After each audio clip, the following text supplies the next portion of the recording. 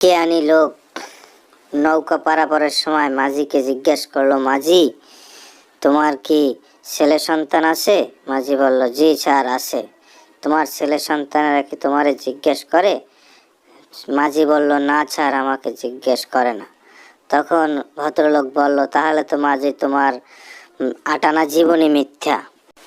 তারপরে আবার ভদ্রলোক জিজ্ঞেস করলো, তোমার কি অর্থ সম্পদ আছে? মাঝি বলল, না স্যার নাই। তারপরে ভদ্রলোক বলল, তাহলে তো তোমার 12 আনা জীবনী মিথ্যা।